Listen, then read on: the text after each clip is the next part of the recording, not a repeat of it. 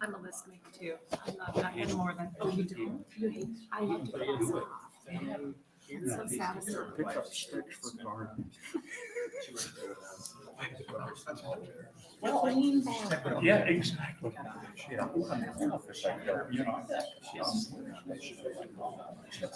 Yeah. Nice. I can see where you would easily want it. Members of the board, are you ready to begin the meeting? Okay, let's get the show on the road. Roll call. Okay, Mr. McGinnis? Here. Ms. Anderson? Here. Mr. Bourne? Here. Mr. Henning? Here. Mr. Carp? Here. Mr. King? Here. Mr. Miltenberger? Here. Mr. Oshner? Yes. Mr. Saline? Yes. We have a quorum. Thank you for attending to that. Item number 2 is the approval of the minutes dated February 24, 2023. Second. Motion, we have a second. Any discussion? Hearing none. Roll call, please. Ms. Anderson? Yes. Mr. Bourne? Yes. Mr. Henning? Yes. Mr. Carp? Yes. Mr. King? Yes. Mr. McGinnis? Yes. Mr. Miltenberger? Yes. Mr. Oshner? Yes. Mr. Saline? Yes. Minutes are approved. Thank you very much. We now go to agenda item number 3, which I take a lot of joy. It's belated recognition for an individual that served the state of Nebraska through NEFAB and other areas for many, many years. Jerry Dykert, if you'll stand for a moment. Thank you. Jerry, as all of you that have attended these meetings in the past, has been a fixture for NEFAB for 35 consecutive years. 1987, I think October is when you had your first meeting. In addition, he served as chair of this group for 10 consecutive years through November of last year. He provided, in my opinion, a steady hand, comforting leadership. When I joined NEFAB a few years ago, was a mentor to me to make me feel comfortable in serving and comfortable in making decisions. And I'll always be grateful to that, Jerry, not only as a colleague, but as a friend as well. When you joined, the first meeting you had with NEFAB, that was in October of '87. That's correct. Okay. Does October 19, 1987 mean anything to you? Do you recall any specific economic event that happened on that date? No. It's not a. All I remember is Mike keeps screwing things up. Everything looked great. The economy was rosy. Yeah. Well, on October 19th, which was probably a few days before your forecast meeting, if you had it at the end of each month, as we do in the modern era, that was what was called Black Monday. And for some of us who have silver in our hair, we can remember that. That was a day in the stock market where it dropped 22% in one day. And my suspicion is that probably had some type of effect on your forecast. What do you think? I do not recall. You don't recall that. Well, that was a pretty big economic event, and since it was your first meeting, I just thought I'd bring it to your attention again. I'm certain you remembered it way back when. You followed a number of other chairs. The first was Margaret Lenning, who I don't know, but I'm certain that's my recollection. Yeah. For 2 years, and most of us in this room remember Fred Lockwood. So he served for many years as chair as well. He sends you his best. I did visit with him by phone before today. I would ask if there's any other board members that would like to say anything to Jerry before we continue on with his recognition event. Anything you would like to add? Well, Jerry, just thank you for all you've done for all the years. I think I'm probably been on longer than anybody else now who's still sitting here. Not in 1987, but relatively close to that. And my goodness, we have seen lots of ups and downs and turns and changes in the forecast. And thanks for your leadership and all you've done. Yes. Tom? Jerry, thank you and congratulations. And I think we all appreciate your service and also learned a lot from you. And I remember when I first came on, I don't know how many years ago it was, really made me feel at home. I appreciate that. Jerry, I just want to say thanks for your leadership and not to put any pressure on the new guy, but your leadership was exemplary. Richard was helping me. Yeah. I was his so-called wingman for a while. Yes. Thank you so much for your service. Thank you so much for making new board members feel comfortable. It's a complicated process. It's an interesting process. We've learned a lot from you, and I, for one, certainly appreciate everything you did for the board, for me, and for the whole state. This isn't a great fun event. Thank you, Jerry, for everything. I participated in the same new member orientation with John, and I really appreciate Jerry taking the time to walk us through things, but also to continue saying to me, there's no such thing as a dumb question, even though I kept asking really dumb questions. I really appreciate your leadership, and thank you for your service. Okay, Keisha, Wafu, anything that comes to mind at your end, or if not, I'll go on. Yeah, I'll say something just really briefly, to turn around a little bit here. I actually got to know you a little bit when I was in the research office before I was over here. We worked on a task force project together. And I always really appreciated your cooperation, working on those sorts of projects and getting to know you in that capacity and obviously your work with the board too, as I started in this role, making me feel comfortable here too. So thank you so much. I just want to say thank you for everything, and I visit your data from the UNO day, and I hope you get some data from UNO that you can do people out there. So, yeah, there you go. That's perfect. But thank you. Well, thank you very much. It's kind of hard to recognize you in a way that would be totally meaningful, other than to recognize your service that you've given us.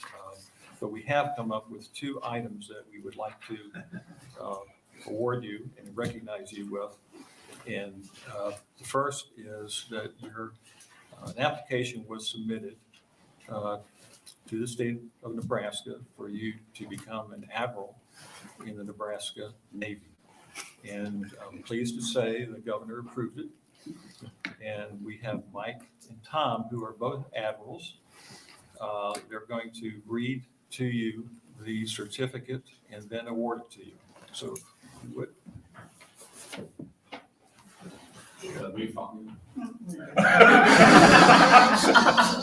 Thank you for all the years of service. I really appreciate it. You were a terrific chairman. You were a terrific board member, despite the snark. Okay. Admiral, Great Navy of the state of Nebraska, to all who shall see these presents greetings. Know ye that reposing special trust and confidence in the patriotism, valor, fidelity, and abilities of Drone Jerry Dykert, knowing you to be a good person and a loyal friend and counselor, I have nominated and do appoint you an admiral in the Great Navy of the state of Nebraska. You are therefore called to diligently discharge the duties of admiral by doing and performing all manner of things thereto belonging. And I do strictly charge and require all officers, seamen, tadpoles, and goldfish under your command to be obedient to your orders as admiral. And you are to observe and follow from time to time such directions as you shall receive according to the rules and discipline of the Great Navy of the state of Nebraska. This commission to continue in force during the period of your good behavior and of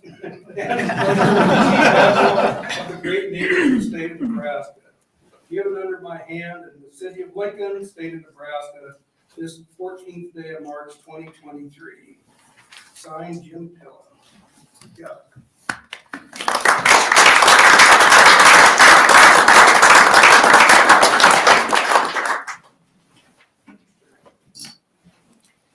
Thank you, Jerry. But don't leave yet. We have one more item that we would like to provide you in recognition of your service. Wait, there's more. When I started on the board 5 years ago, I didn't need readers, now I do, so we won't blame you for that, in terms of the aging and time on the board. The legislative resolution is something that is introduced in honor of individuals recognized by the Nebraska unicameral legislature, so it's my honor to read the following in honor of Gary. 108th Legislature First Session, Legislative Resolution 107, introduced by Senator Clements, District 2, and Senator Wishart, District 27. Now, therefore, be it resolved by the members of the 108th Legislature of Nebraska First Session, whereas Jerome Jerry Dykert is a Director Emeritus of the Center for Public Affairs at the University of Nebraska at Omaha, where he worked from 1987 until his retirement in 2018. And whereas Jerry has been involved as a partner at the Omaha Community Foundation, which is a giving collective that connects philanthropists with the people and nonprofits in Omaha, Nebraska. Whereas Jerry has contributed his knowledge to numerous scientific demographic studies throughout his years and has been the recipient of many awards. And whereas Jerry's passion for making demographic and economic information more useful for decision making. And whereas Jerry is an expert on trends in small area data for the state of Nebraska. Whereas Jerry has led the Nebraska Economic Forecasting Advisory Board as chairman since October 26, 2012, and presided over 28 meetings. Whereas Jerry has been a member of the Nebraska Economic Forecasting Board for 35 years, providing objective and accurate revenue forecasts for use by both the governor and the state legislature in developing the state budget. Whereas Jerry created a PowerPoint presentation entitled the Nebraska Economic Forecasting Advisory Board and Nebraska State Revenue Forecast, and used that presentation to educate his students at the University of Nebraska Omaha on the purpose, history, and structure of the Forecasting Advisory Board and how it makes its forecasts, the type of forecast the Nebraska Economic Forecasting Advisory Board makes, and examples of actual Nebraska Economic Forecasting Advisory Board forecasts in order that those students have a better understanding of the role of forecasts in assisting the legislative and executive branches of the state of Nebraska and making decisions related to state revenue. And whereas Jerry in 2020 was instrumental in designing the first of its kind structured framework for voluntary orientations of new NEFAB members, and took a major role in the first electronic 2-hour live orientation of new board members, Zach Harf and John Horn. And whereas Jerry's study, leadership, and guidance throughout the years has been appreciated by the present and past members of the Nebraska Economic Forecasting Advisory Board, and whereas Jerry is, and most important, a respected friend to many, a proud father, and a loving grandfather. Now, therefore, be it resolved by the members of the 108th Legislature First Session that the legislature expresses its appreciation to Jerry Dykert for his service and dedication to the legislature of the state of Nebraska. And the legislature especially thanks Jerry for a job well done during his 35 years of service as a member of the Nebraska Economic Forecasting Advisory Board. Thank you.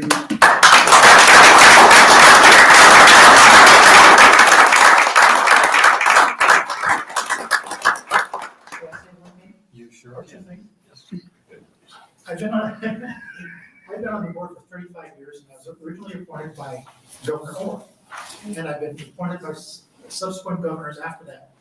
And over that time period, and this speaks to why I really think the board is extremely useful for the state. Not one time did a member of the administration or any other office lobby me for any kind of result. It's been totally independent. And I think that speaks well for everybody in the state. Nobody has ever lobbied me for that. The other thing that's been, I really am proud of is that none of the members on the board that I've ever known has come in with an agenda. Everybody wants to do what's best for the state. They don't come in thinking, well, I don't want taxes to go up, so I'm gonna lowball it or anything else. Everybody comes in with the idea, we wanna do what's best for the state. I've not known anybody who's come with an agenda. I've known people who've been optimistic and some who've been very pessimistic. That's just what you know, we can all think of some of the numbers there. And so I think that really speaks well for the board. And I think the other thing, the last thing is I've been looking at the effectiveness of the board, and I compared, you know, well, Phil's compared us to the forecast, but I also compared our forecasts to the average of the four forecasts, and we've done better. And so we do serve a useful purpose in that way too.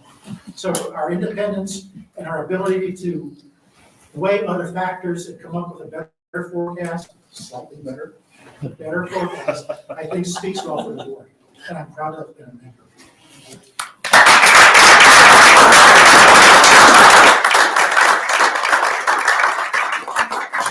Mary, you played a significant part in shaping the board as it is today, and we will always be grateful.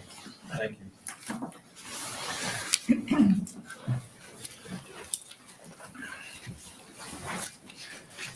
Okay, now we'll go to our regular agenda item, which would be item number 4, forecast. And Hafu, I think you're on first. All right.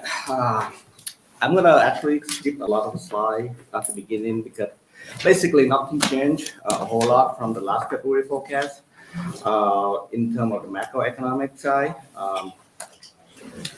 So we do the only thing changed from ISS, which is now S&P Global, which I will call them S&P Global. The only thing changed is first quarter is much stronger than what I anticipated because consumer spending we are a lot higher, but they expect a lot of that to decline over the next 3 quarters. So the forecast stays similarly the same, strong growth for first quarter. They did move away from the recession scenario and move toward a soft landing scenario. In terms of monetary policy, there will be roughly 1 more rate hike put into the baseline forecast, and then keep it there until 2024. Employment market show some sign of cooling off for the country, but Nebraska is remaining very high in terms of employment. There's a graph after this. So employment remains strong, which support our withholding tax greatly.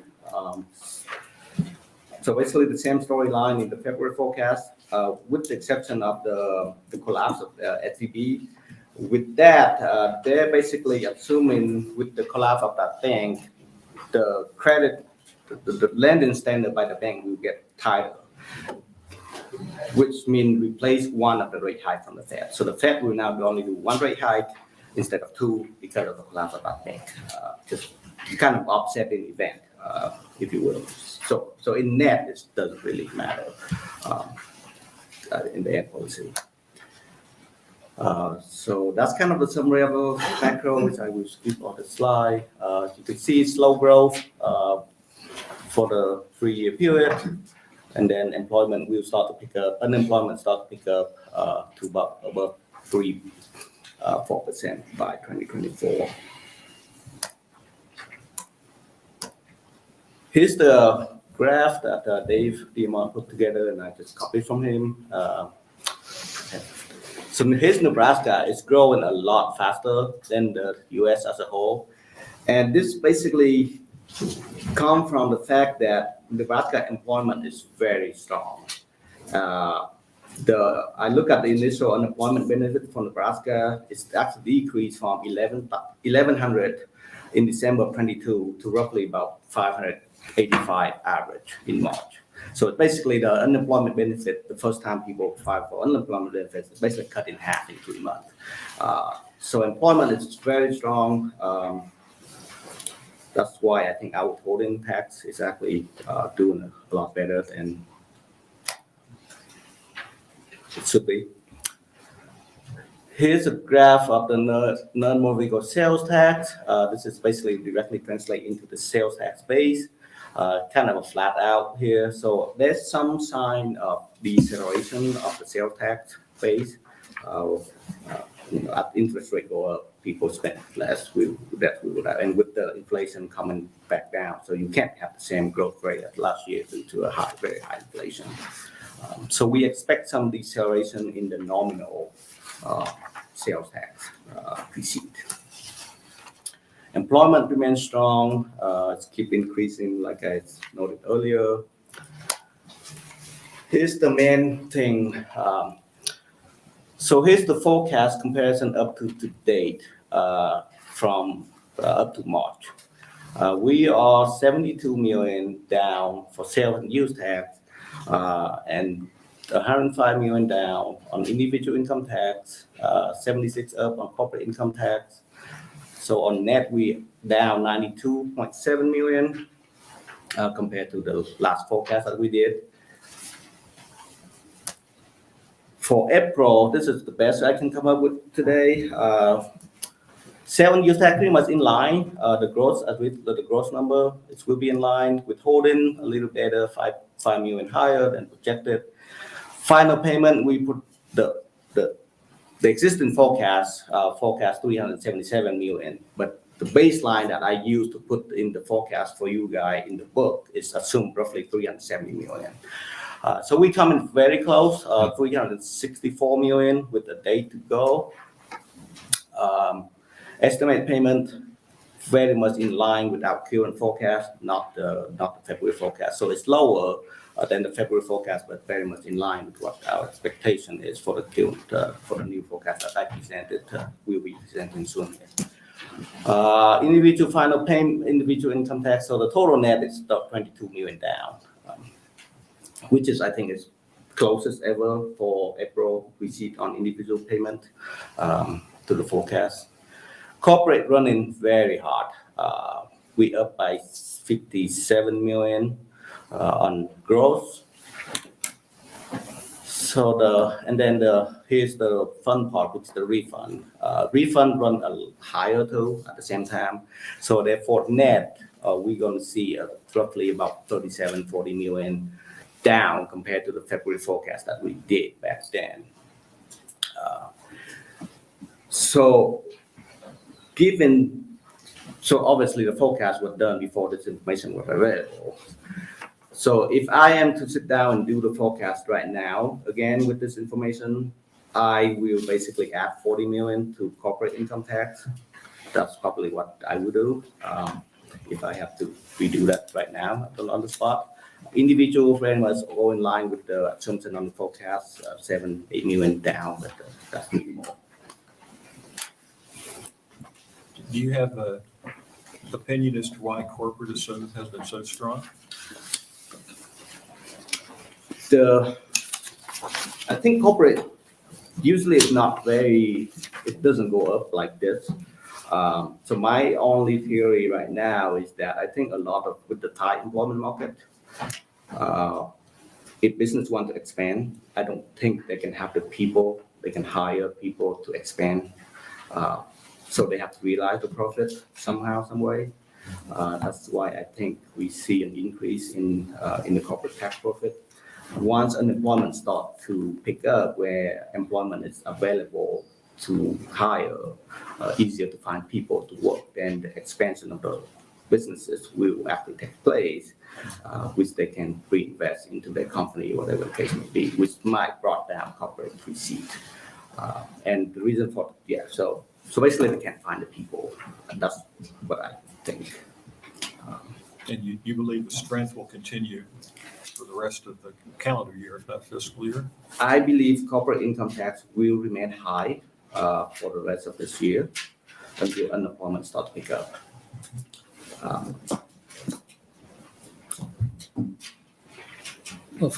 Yes, sir. What was the adjustment? So if I'm doing the forecast now, I probably add 40 million to corporate income tax. Did you have a number for individual too? Did you mention that? I think individual is very much in line with what we do on the book. So what we present on the book. So when you say add 40 million for any of the board members that agree with your recommendation, they would be adding the 40 to each of the 3 years, not just the first year. I would do at least this year and the next year. I probably won't do the entire 40 in the following year. But I might do. 40 in the first year, Yeah. 40 in the second year, but not 40 in the third year. Yeah, because corporate tend to fluctuate and then it's difficult to go out that far. That's a pretty dark interpretation to say that our profits are up because we can't find enough people to employ. That's my best theory right now. Yeah, And yeah. You know, Okay, so if we look at that, and I think that the question I've gotten in the out years, and, you know, you've gone through the macro numbers there too.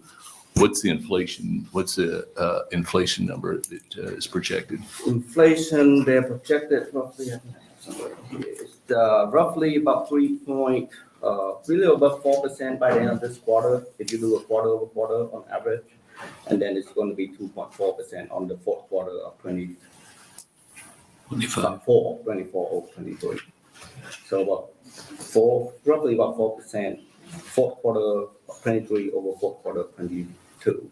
So as we're looking out, what we would say is if we were comparing year to year at their projections, we'd be looking at a 2.4% increase that's built in just by the fact that the inflation's running at that number, right? Not necessarily, because inflation is never zero. So when we deal with nominal tax, we see this nominal. So whatever happened last year is rebuilt into the nominal term. But if you're comparing year to year and the nominal number is going to go up by inflation, just by virtue of inflation, it's going to go up 2.4%, right? Yes. Okay, Everything else same. so anything less than 2.4% means that we're actually contracting the economy. Given the same tax base, yes. Okay. But the tax rate is not the same. The tax rate is not the same. You mean if we change the tax rates? Yeah, which are already in place. There's a current law. But that's already in your projections, right? Yes. Yes. Okay. And in your projections, you're assuming that there's a 2.4% increase and that's changed the tax base too? That's already. So the inflation get built into from the macro data that we got built in, right? Okay, so we're relying on the macro data for our inflation number. Yes. And then you've And we calculated. have to reverse the tax rate being lower for this tax year and the next tax year and the following tax year. Okay, so we built that into It's all in the, that's in the forecast, but the 2.4 is in the forecast too. So if we think it's higher than 2.4, then we're looking at, but yes, if you believe inflation will run high, then nominal sales tax will be high. It might not be the case for income tax, because when you have high inflation, then, you know, the Fed will keep increasing the rate and you may have a recession and things like that will happen. So if you change in the inflation if you increase, if inflation is running higher, then presumably the salaries are running higher too, and you can even be jumping brackets, right? The bracket is indexed for inflation, so you don't jump the bracket. Okay, so we don't jump brackets in this, and that's at the state level too. Yeah, the state level is indexed. Yes. Okay, Yes. that's helpful. Thanks. Do we do the same thing with the corporate rates? No, the corporate is first 100,000, just to wait. Okay, so the corporate rates, inflation plays into that. Yep. And then in the sales tax, that also inflation plays into that. Yes. Okay, have we put that into our calculations then at 2.4%? Yes, it's all in there. Yes. Okay, thanks. Anything else? Are you finished? Yes. Is there, in your opinion, less risk of a recession with the data you have today versus at our February meeting? I believe the risk stay the same, because there's, so back in February, the Fed didn't really put in a recession forecast, the Federal Reserve Bank, but the S&P people did. So now S&P people back out, but there is really, you know, there's more and more people at the Fed governor level thinking of a minor recession. It might not be out there yet, but I think there's some bank board of governor people at the Federal Reserve Bank are considering a minor recession. There's increase in possibility right now. But this, so it's basically given a different group of people are thinking different things, but I tend to favor the Fed a lot more than. If there's a mild recession nationally, does Nebraska have a better chance to avoid that based on the data you have for the state of Nebraska? I believe so, given the fact that employment in Nebraska is much stronger than the country. We have a significant growth in employment, which is why you saw withholding number is the only number that's positive here. And then sales tax might decline a little bit, but it's still a lot. It just does not grow like what we saw last year, but it's starting to decelerate. So our economy in Nebraska continues to be stronger Yes, than compared to the other 49 states as a whole. to the average of the 49 states. Yeah. Yes. Any questions? If not, Keisha? Hopefully, I'm not. He's not finished. Oh, not finished. I'm sorry. I thought you were done. I'm just done with the question. I just started. Yes, sir. Don't feel rushed. How much money's in the rainy day fund right now? That's the question for Keisha. Best answer I've heard yet. 1.6 billion, I believe, is the estimated projected beginning balance. How much are we projecting for interest on that? I assume that that's in the miscellaneous. Yeah, that's in the miscellaneous receipts, the interest on that. I don't have an exact number. It's like 90 or 100 million. I remember seeing it because I was curious about it. It was pretty significant. Yeah, it's high. Yeah, and the interest, that would include more than just interest on the rainy day fund, that's interest on the general fund, and there's some other funds that where the interest accrues to the general fund. I could ask what the assumed interest rate is, but I assume that that's something that nobody's going to know right now.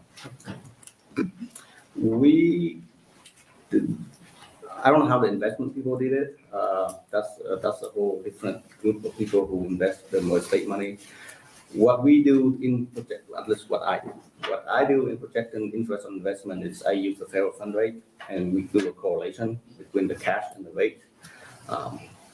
Yeah, That's what I do. The federal fund rate is often, so that's what we correlate to. We're not saying that how much interest we get, but that's how we do the correlation. By the federal funds rate, you mean the rate that the Fed is setting for Yes. interbank loans? Yes. Okay, thanks. But we only do the correlation. We're not exactly saying that how much interest we get. So if the Fed, when Rich asked before about how the Fed's going to go up one or two more times, that would affect that. Yes. That core. Okay. Yes. At least that's on our projection. All right, so here's the forecast after all that. So sales tax, the current forecast is 2.4 billion. Our forecast basically call for a reduction of 60 million. And the 60 million come from like roughly about 20 million of that is reduction to the growth. And then 40 million of that is coming from the refund. Refund run a little high due to some incentive activity. Individual income tax, current forecast 3.2, would probably take off another 200 million for S&P and Moody's 162 million. Corporate income tax, we are higher. We are revising it up compared to the 575 current forecast to 650. And miscellaneous tax revised upward by 11 million. So in net, the total for fiscal year 22-23, S&P called for roughly 180 million decline, and Moody 140 million. And as I mentioned earlier, I probably add another 40 million on the corporate number. So that's put this number roughly about 140 and then 100, depending on the services. Next fiscal year 23-24, sales tax pretty much flat with the current forecast 2.5 billion. Individual income tax down roughly 200 million on average. Corporate income tax, we again revised it upward pretty significantly from the February forecast of roughly 100 million. Miscellaneous tax up And then, so overall, fiscal year 23-24, we call for 80 million decline in total net to 6.39 billion, and then 33 million for Moody, which is 6.44. And again, I think corporate number can go up a little bit. Anything less than 40 will do for me right now, I guess. So that put this number up negative 40 million, give or take. 24-25, same story, sales tax, a little decline to the current forecast, just some deceleration of gross sales tax we've been seeing. Individual tax continues to decline. One other reason for the decline in individual income tax is that the rate is changing. So it's 6.64 this year, and then 6.44 in 24, and then it's declining to 5.84. So with the rate decline, you're going to get less money on the same amount of tax base. Corporate income tax, again, I will revise it up, but I probably won't add another 40 million to this if I do it right now. So we're looking at 100 million down from S&P, Moody, about 32 million. So just some components like this to address Steve's question on the gross sales use tax. So last year we grew about 12%. This fiscal year we grow about 6.6%. That's nominal term. So whatever inflation is in there, whatever after inflation is real. And for 23-24, inflation expected to decline. Therefore, this number will tend to decline with inflation, if you believe inflation is going down. But we assume what the forecast services is assuming. So here's the net. Net last year was lower than the growth that we got refund with high incentive again. And then so apparently this year will be a little bit higher, and then it's actually decline. Deceleration, I should say, not declining in growth of the net sales use tax. Individual income tax, this includes like final payment, withholding, everything, estimated payment in here. This year we expect a decline of 7%. Next year, grow about 1.5%, and the following year roughly another 1.5%. This assumes the tax cut already in there. Tax cut and the January withholding table, January estimate payment, the current laws in there. Withholding, we are going to run a little low this year compared to last year. Like I say, it's at long unemployment hold up, our withholding number will continue to hold up. The reason for a slow down this next year, for the forecast horizon, is that when we have a tax rate change, we also have to change the withholding table. So we collecting less withholding from individual on wage. Just so that we can control the refund don't go out like massive refund. So basically just giving people the tax cut in advance rather than waiting for final payment. Final payment, we expect a decline this year, which is pretty much in line with what our new projection is, and then continue to slightly decline or stay flat for the next couple of years. Again, this will have something to do with the tax cut on the decline. Estimate payment pretty much flat for our next 3 years, roughly 500 million a year. Refund. This is where our increase or decrease in net general fund this fiscal year come from. So we refund 743 million last year. This year we jumped to 970. Part of that is beginning roughly October of last year when the department and the governor office did a lot of the outreach for the PTC tax credit. We see an increase in the amended return for the PTC in October, November, and December. Those come in, push the refund up, which happened to be in this fiscal year. So this year we going high, and then next 2 years pretty much stay relatively flat. The thing with PTC is once you take it the first year, you will do it next year. So eventually it's going to be stabilized. So you don't have the kind of jump that we've seen for the last couple of years. May I just ask a question? Yes, sir.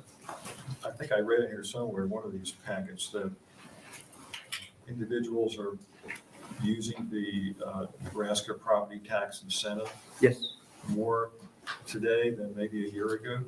yes. And can you address the reason why? That's the It's good PD news. That's the PTC that I just said. PTC is the property tax credit program. I should have said it. But basically, the reason is, at least what I believe, the reason was last year, roughly in the summer month or close to October, then we have an outreach. We do a lot of the press with the government office and things like that to basically advertise the program. And actually, there was some uptake in that, and people basically realized that they need to do it. And then the department provide a very easy form for them to do it, the PTC X. And then a lot of people catch up, and then we see an increase in refund in October, November, and December of last year for the PTC X. And some people are filing amended tax Yes. returns to Yes. recoup what they didn't get Yeah, originally. so basically, some of this numbers should have been in that year. Some of the 970 should have been in 743. If you do it on a tax year, but we do it on a cash flow basis, so it's also up in this fiscal year. So it's just shift the money. So next year, we might see somewhere close to that number. But again, a lot of whoever doing the PTC this year, the property tax credit this year, they will likely do it again next year. So eventually, you're going to get it stabilized on a nice trend rather than increase significantly over that. Glad to hear they're taking advantage of it Yes. more. That's good news. The net corporate income tax, we increased for the last 2 years, so we projected a little bit downward. But again, with that 40 million, will put us very close to what we had last year, and then just a slower decrease given the tax rate change and then the corporation also have a refund on PTC on the property tax credit. And some of that we would likely show up sometime down the road as well. Miscellaneous, 9.5, and then kind of stay flat, roughly 270 million. A lot of that is interest on investment. One interest investment start to go back down, then this number will go back to roughly 220 or roughly that number. What's the growth rate that you have in that for the gambling tax? The gambling tax, I have roughly $1 million. It's a line in page 12, 3 lines on the bottom, gambling revenue, roughly, it gets to $1 million by 25, 26. And so it just doesn't, I mean, it's just not going to be a significant factor, doesn't Not for matter? the general fund. General fund only get 2.5%. It's very small for the general fund. So I keep reading headlines about record revenue, but it's not revenue that shows up in here. It's revenue, but it's go through a property tax credit fund. Yeah, It's go through- 70% of it goes to the property tax credit. And then some local. So basically, this is 2.5% of that tax. So it doesn't cycle through here except on the refund side? I'm just trying to figure out how it, I mean, the property tax credit obviously shows up in here, but that's. It's No. It's a different property Oh, I'm tax sorry. credit. Yeah. There's 2 property tax credit program, 2 major ones. One is the property tax credit refund, the refundable tax credit. It's called incentive something, but that is in your individual income tax return. The money from the gambling go is through directly to the county, so your tax is taken off your statement on your tax statement. So it have nothing to do with revenue. Okay. So that's why you don't see a lot of gambling. It doesn't affect general fund that much, basically. So at the end here, total net revenue, we expect it to decline by 1.3%. This is before the 40 million, then increase 2%, and then roughly 1% for 24-25, at roughly about 6.5 billion. So this last slide, I just put together what our forecast compared to the respective forecast from the board meeting last time. Fiscal year 22-23, roughly 100 million down. And then 23-24, 80 for S&P, 33 for Moody. Fiscal year 24-25, 100 million for S&P, and then 30 million for Moody.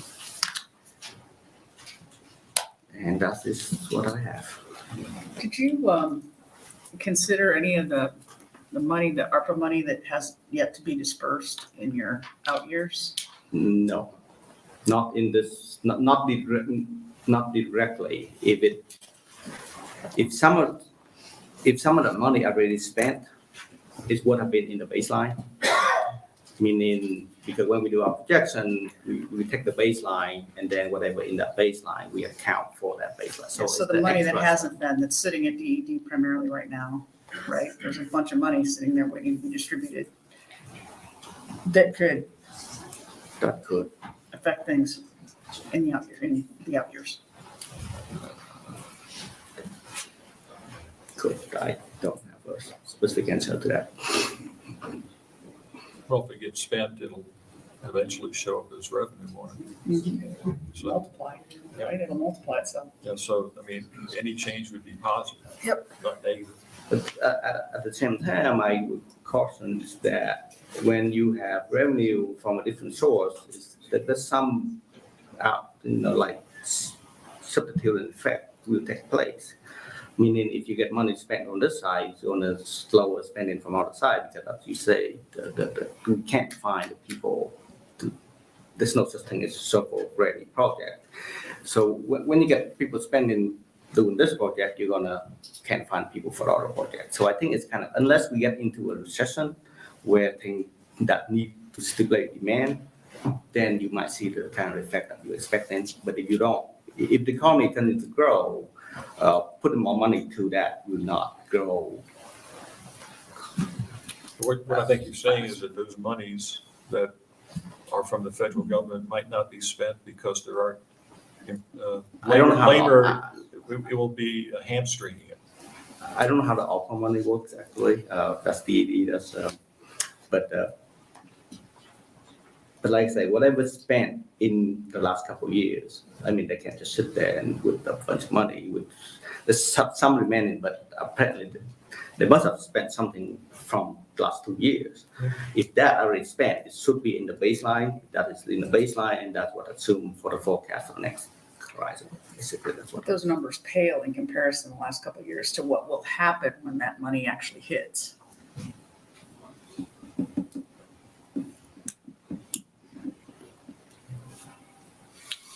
Any other questions? If not, thank you. We may get back with your other question before we're finished teaching.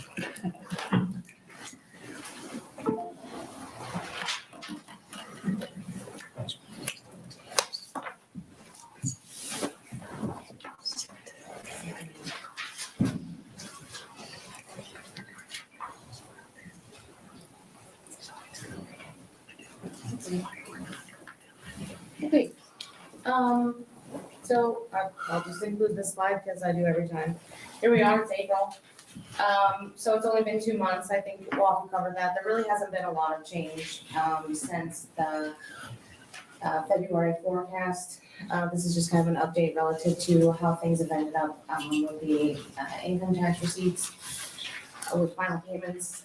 This is the year-to-date numbers, with the variance from the February forecast. This includes up through March, with 2 processing days left.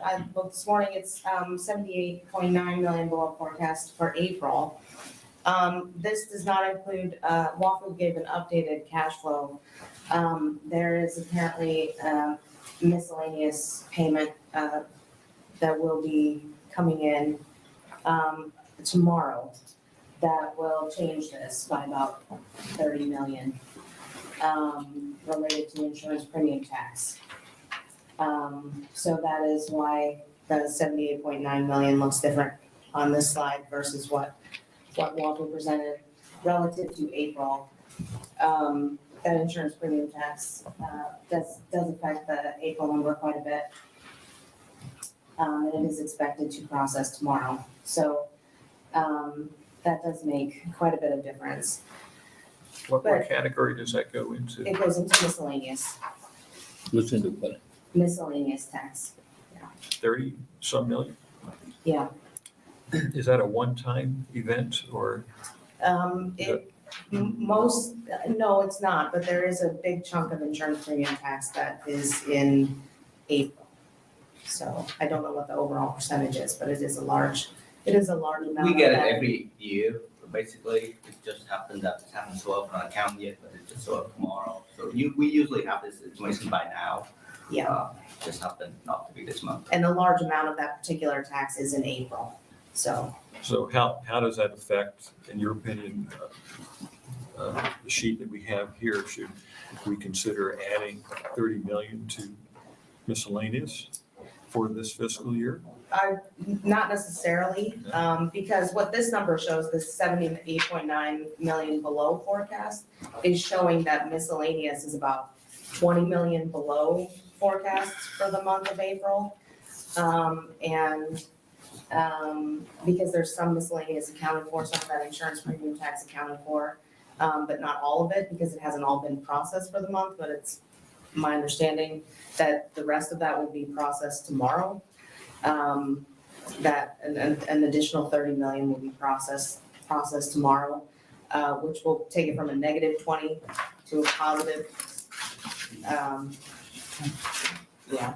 So basically, the April number that I gave earlier, which is the negative 37 million, I think that reflects this plus the 33. Yeah. So that's basically what I call. But it makes miscellaneous more on target with Yep. what the forecast projected miscellaneous to be for April, instead of a big negative for April. So the 30 million, I'll just use that Yeah. number, is built into the sheet that you've given us under miscellaneous in terms of all the different Yes, line items. It's Yeah. already there. because it was projected, it's projected to be in the April number, and it just hasn't processed yet as of this morning. So this negative 78.9 doesn't have that in it yet. Yeah. Thank you very much. Yeah. So this kind of shows what the variance is by month, by category. And as you can see, sales tax and individual income tax are the areas where we have been below forecast, below the February forecast. And this does not include April, this just includes through March, but this also tracks through April. I guess, so far in April, sales tax is down 25 million, individual income tax 77 million, largely due to higher refunds. And that can be shown here. This is year-to-date through March. And as you can see, gross is down a little bit in sales and use tax and individual income tax. Corporate income tax, like Waku said, is really high. That continues through April. Sales and use tax refunds and corporate income tax refunds are below through March. But individual income tax refunds are quite a bit higher than what were forecasted originally. So you can see the impact of that on net receipts for sales and use tax and individual income tax are down. Corporate income tax and miscellaneous tax are generally up, and even accounting in April with that 30 million swing that I just explained, miscellaneous taxes would continue to be up through April. So I don't mean to stop you, but the 92 million kind of down there, that's through March. That's through March. What's April, and hopefully had April. My projection is about 40 million down in April, so that's make it 130 before month ago. Yeah. So this is just a comparison of the, I used IHS still, I will change it next time to S&P Global. It's hard to get out of practice, I suppose.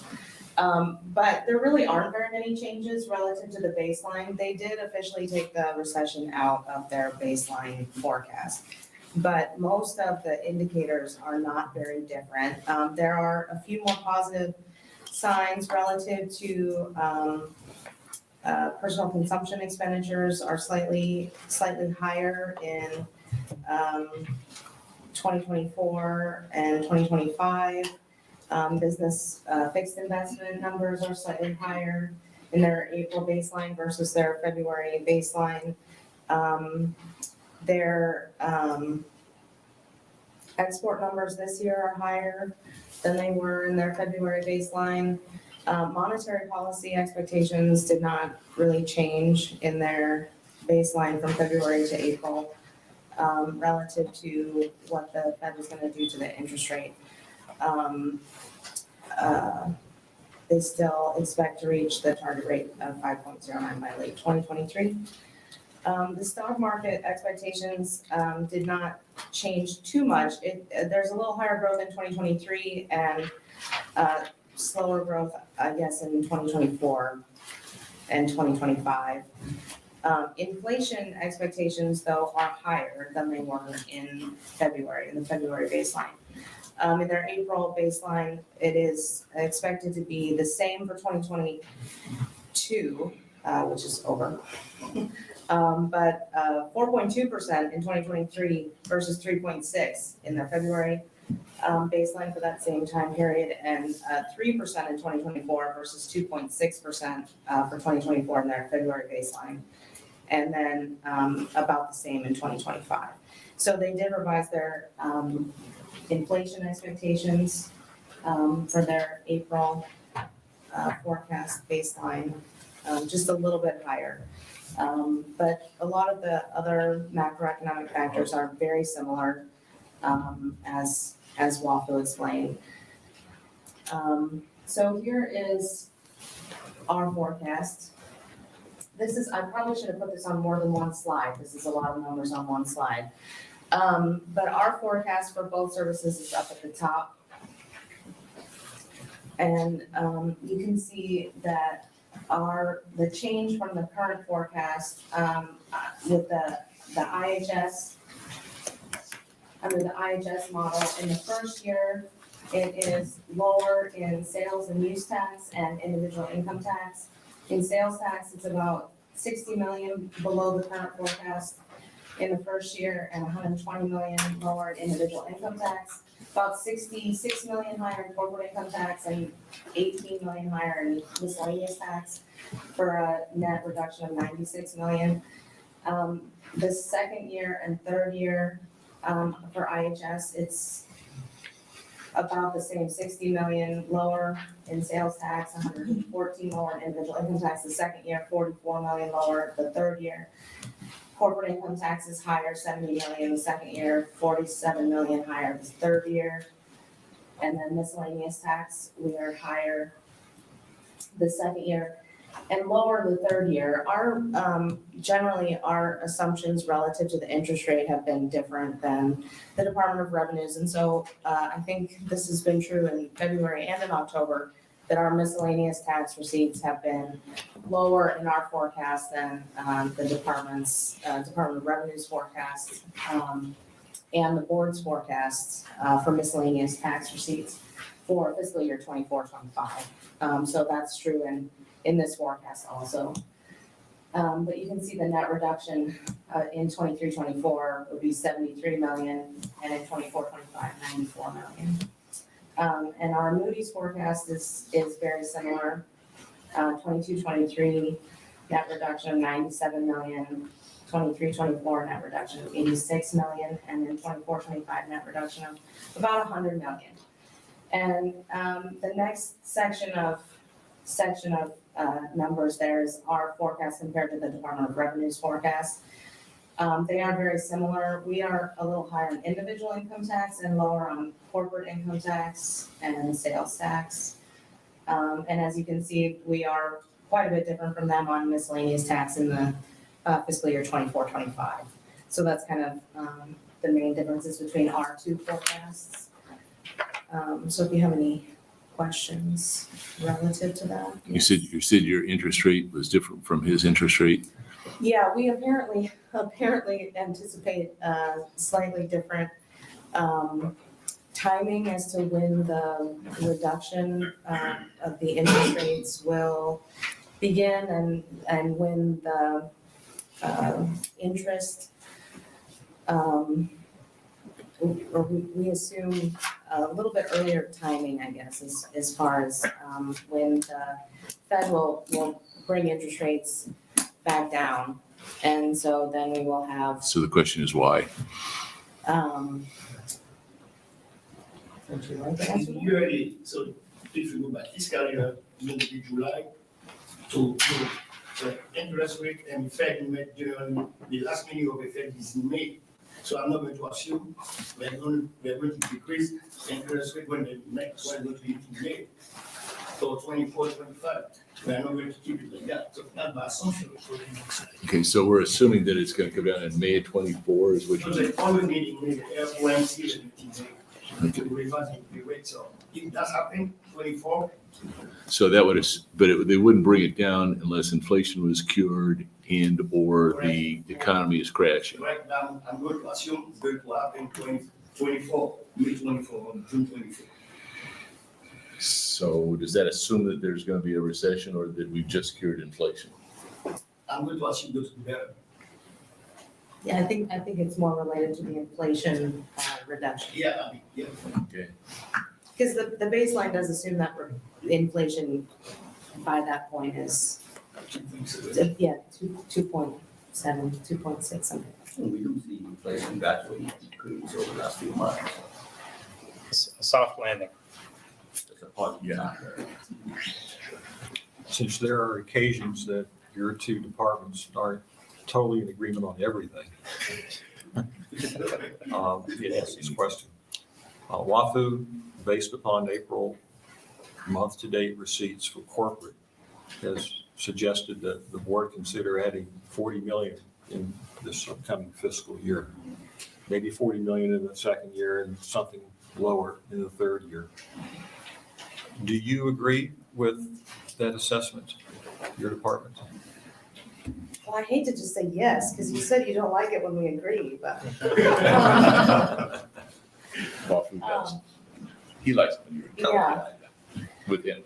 I guess, I mean, I think based on what the actual receipts have been in April, relative to the current fiscal year, I think that is probably reasonable. I think that, I don't know that necessarily would assume that would be the case the next fiscal year in the same, to the same magnitude. I see. So I would Slow it say down a that bit, perhaps. and even more so in the third year of the forecast. Because it's the same, it is the same situation in corporate income tax as with individual income tax, because the rate will be declining in each of the subsequent fiscal years as well. So to add the exact same amount may be overstating. Leslie mentioned a little while ago that there's still a lot of federal relief money to be spent. And WAFU, I think, suggested that maybe that's already baked into the forecast. What's your opinion on that? I think that I would tend to agree with that to a certain extent, because there has been a lot of federal money already circulated through the system, through the PPP loans and through the economic stimulus checks and through some of the other federal funds that have come directly through other agencies. Now, a lot of the and the CARES money too that went out from the state directly. Some of the ARPA funds that went directly to the state that were allocated in the past year, not all of those have been spent. But I do think in general, the magnitude of those funds relative to the other funds that have been received is probably relatively small percentage. Now, that doesn't mean that they don't have an impact, they do, but I think that what Walter was saying about how some of these federal funds are already in the baseline is probably true. Because a lot of those federal funds have been circulating through the economy, and people have been spending those over the course of the past 2 years or so. And I think that that doesn't mean to say, though, that those funds shouldn't be accounted for. As they're spent and these projects are completed, they will be significant in their magnitude. But I do think it's possible that they are accounted for in the baseline already. I don't have any knowledge of how much is out there. Does anyone on the board have an idea as to what this pot of federal money that has yet to be spent, is it significant or is it small? Depends on how you find significant. It's $1 billion. Yeah. It's $1 billion. Okay. And does anyone have an idea as to what we've already spent in Nebraska? You know, some of the departments have been spending. It's around 20 billion, I think. That has already flown through Nebraska? Well, then if that's the case. You're counting PPP. PPP, yeah. You're counting a whole bunch of other stuff that was in last year. In the last, it's been, in about the past 2.5 years.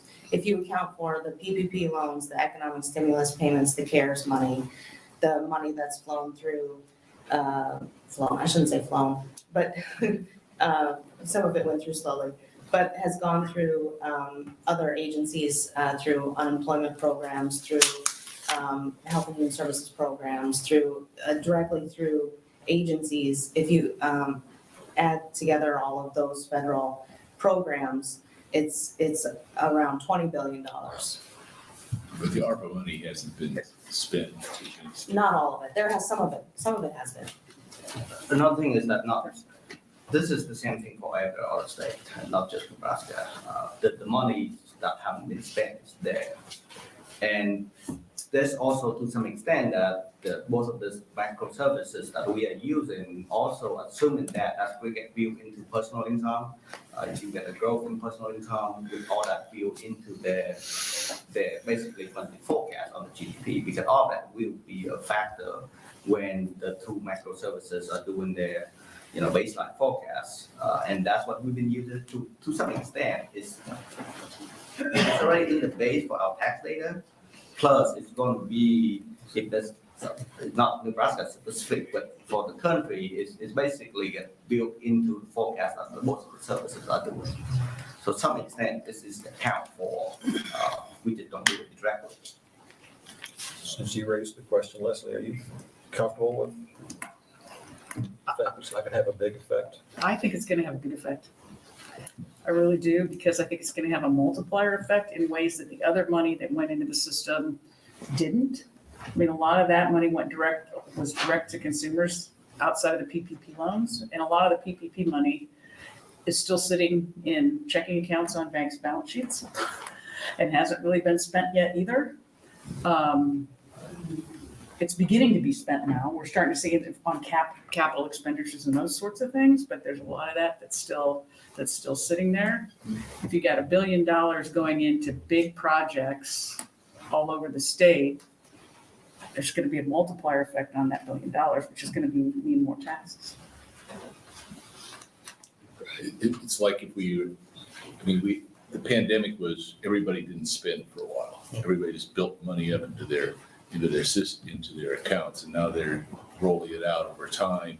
And that's part of the reason why inflation ran so hot last year, why it's running hot this year, and part of the reason. And I think the ARPA money ends up being it would be like at the end of World War II, we suddenly said, okay, now we're going to spend a whole bunch of money for the federal government instead of taking money back in, we're putting more money back into the system. That Inflation Reduction Act, sorry, I don't use that term, but the Inflation Reduction Act is going to pour a bunch of money into windmills and solar panels and other stuff like that. So there's a lot of money floating through the system right now. Any other questions? Don't see any. Thank you both for all, you and your staff, for all the work that you do. We do rely on everything you give us in order to try to come up with an accurate forecast. Okay, with that, we'll go to agenda item number 5, discussion by board members. whatever's on your mind. And Tom, if we can start with you. I'd have to ditto the remarks I made at the last forecasting meeting. I don't think things have changed. The economy's good. Probably the only thing that might be new and different that you may have not heard, being in the food distribution business, our inflation rates, we measure them every week. And then we compare them to probably a couple national indices. And this last week, they dropped to 3.2%. And they were running double digits, probably just a few weeks ago. So I guess that's good. And other than that, the same level of activity that's been going on in our community is still going on.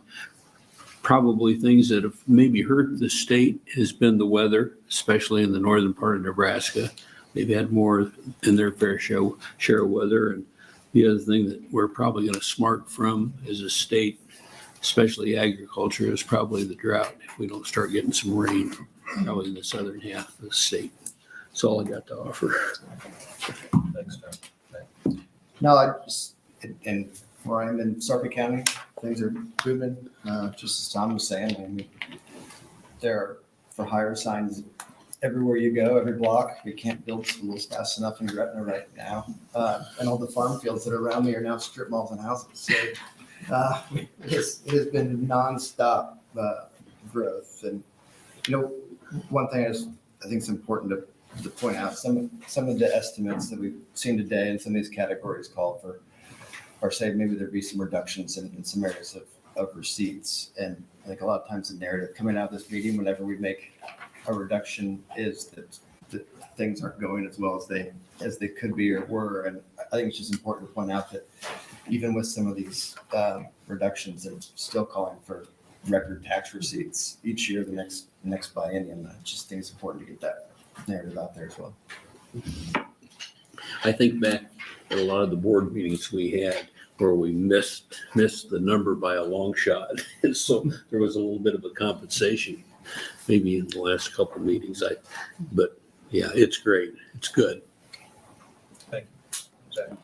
Yeah, I spoke with a few business owners in Western Nebraska that really talked about some of the projects that they still have a backlog, still have a lot of activity, still building inventory, making sure that if they're, or the next supply chain issue doesn't affect them, which of course, as we're talking about, has an impact on inflation and demand and things like that. But,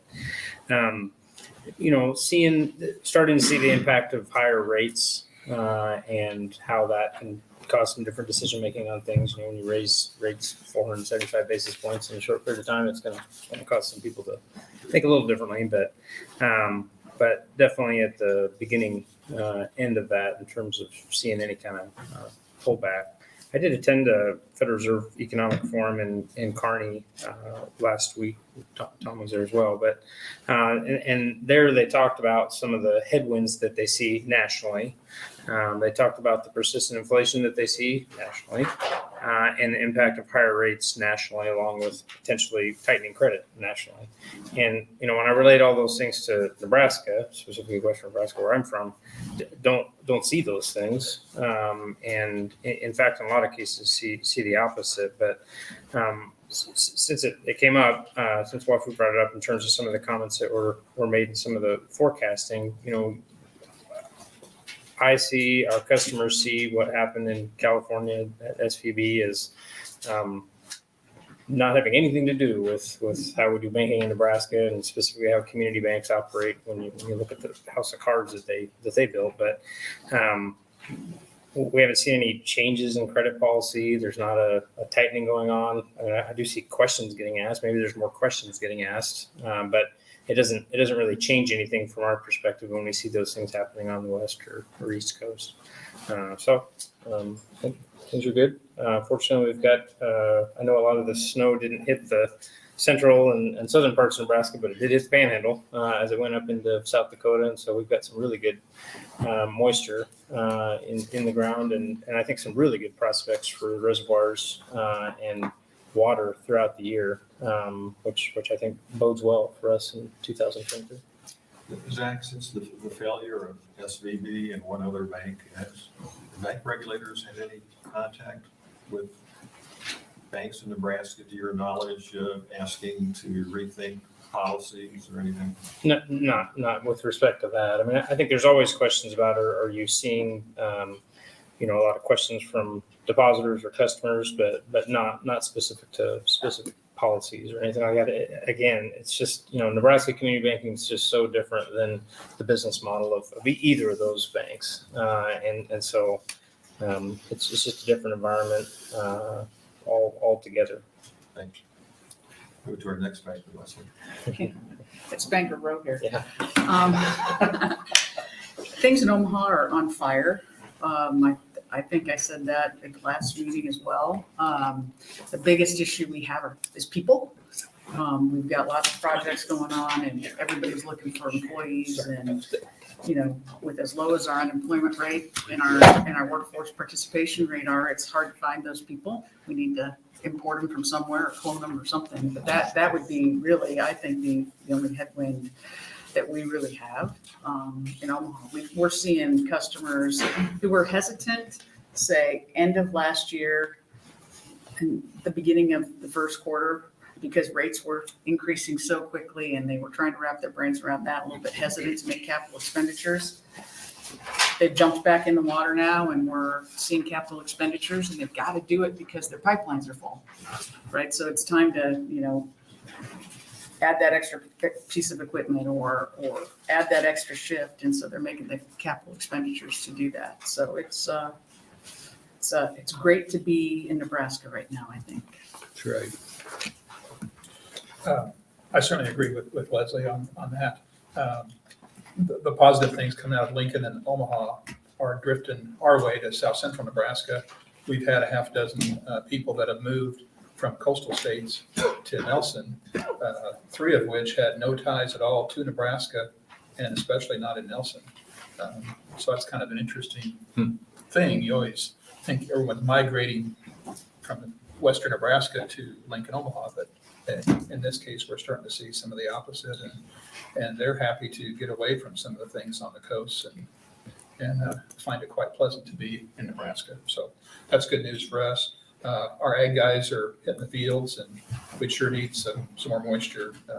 I don't know why Zach got it all. But, maybe it'll float down the river and get our way here. But barring that, our guys are solid. Everything's looking good for this year. Just the moisture might be the issue. Prices are still good. Thank you. I'll just go ahead and relay what Tom said. There really hasn't been a lot of changes in Kearney between the February meeting and this meeting. The only thing that I would mention is that homes are real scarce in Kearney. I checked Zillow last night, and for sale by owner plus realtors, there are 19 single-family homes for sale in Kearney. And the prices of homes in Kearney, and I assume probably throughout the entire state, are not falling like you hear the media may talk about in San Francisco and some other places where you had the big run-up in prices of homes over the past few years. Those are the ones that are tending to drop with interest rates being high. But we're not seeing that happening in Kearney. Prices are still staying firm, and probably when the time comes that mortgage rates drop below 6 or 5%, maybe you get in the 4% range again, I think you'll see home prices start shooting up again because people will be able to afford them. Like Tom said, my comments are really the same as they were in February and probably last fall. Construction in the commercial area is looking as well as I've ever seen, and I started it in 1976. Residential's doing well, even though there's probably a few more clouds over that area as we try to look out a couple in the coming years, what's really going to go on. As Leslie said, manpower is the number one issue, and it's not just in construction. Meeting I was at yesterday, DOL's telling us they released the unemployment figures 2.1%, which is just above the all-time record of 2% unemployed Nebraskans. In Nebraska, working more people in all areas of employment than before COVID hit in 2020. people I've talked to across the country are saying it's the same thing. It's just manpower. Some contractors won't be bidding on any projects anymore unless they know exactly what the manpower requirements are and how they match up with the people that they have, because they can't get any, and they don't want to get caught without people to put on prospective projects in the future, which of course causes the problems. As I mentioned, big items on jobs: switchgear, generators, large HVA equipment, anything with lots of electronics, which anymore everything has lots of electronics, is getting hard to come by. Sometimes out a year or more to order. So depending on the job, some of the pieces of this equipment are almost unattainable. I was told by an architect yesterday that a large medical facility in Iowa right now in the process of erecting steel. And the HVAC manufacturer tells the mechanical contractor that is on site and already bid the job, they won't be able to provide the necessary rooftop equipment. I don't think I've ever heard of that. Problem with that is the steel framework is sometimes designed for that specific equipment. So what happens? Not sure. The bigger jobs are causing issues with the mid to small projects. Data centers going full speed. Google's adding 4 buildings out on State Street by my house in Omaha. And the Highway 50 data work, as I reported last time we met, is certainly ongoing and looks to be expanding. Other data centers are looking at other spots in Nebraska. There's 4 large casinos will be underway soon, if not already started. Medical education facilities are apparently moving forward throughout the whole state. And these projects will put immense pressure on the mid-sized to smaller projects in regards to material and manpower, not only with direct construction workers, but everything else that goes along with it, like architects, support staff, engineers, that type of stuff. Nationwide, a little bit of the downside. Nationwide, the Dodge Momentum Index, which measures non-residential building planning, dropped 8.6% in March. So while we have a lot of great things going on, as Leslie said, what a good time to be in Nebraska, and what a fantastic time to be a construction worker in Nebraska. I think we do have to pay a little attention to the long range. If you can't get the people to build it, you can't build it, and they're not available. You can't get a college or a high school graduate that comes into the workforce is good for a lot of things, but not everything. If you don't have the skilled labor to do the skilled part of it, having a bunch of guys on shovels, which we don't use many shovels anymore, isn't going to help. So it's all of the above. It's retirements. It's people going into other places because the job market's so big. Is it better to work construction, or is it better to go to work for a big manufacturer in the town that you've got a guaranteed 40 hours the rest of your life? Great question. So a lot of good going on, but something to pay attention to in the future.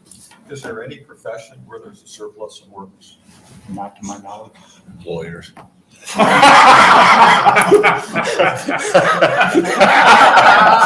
Well, there you go, Steve. There you go. On that note, I guess I'd like to just echo as far as into some of the comments and questions, even about the $1 billion of ARPA funds, assuming there's still $1 billion to make its way through the system.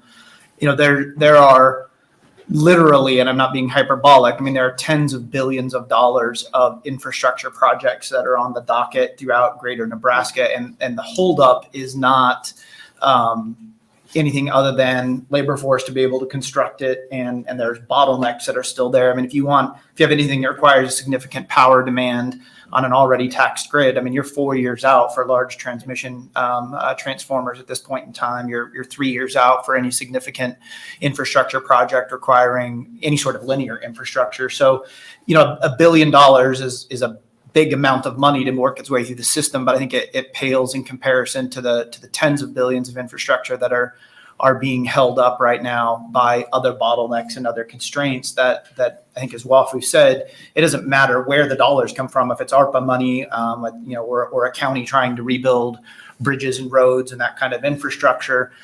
It's not a question of availability of funds per se or capital. It's a question of all of the other pieces that go into getting those dollars deployed in the economy. So I guess I want to tap the brakes a little bit on the assumption that the ARPA funds are going to have a significant effect.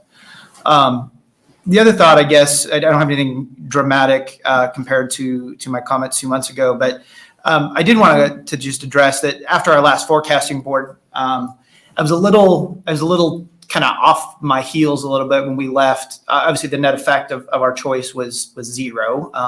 It didn't have any pragmatic impact, but it made me kind of go back and reread a book that I read when I first went on the forecasting board.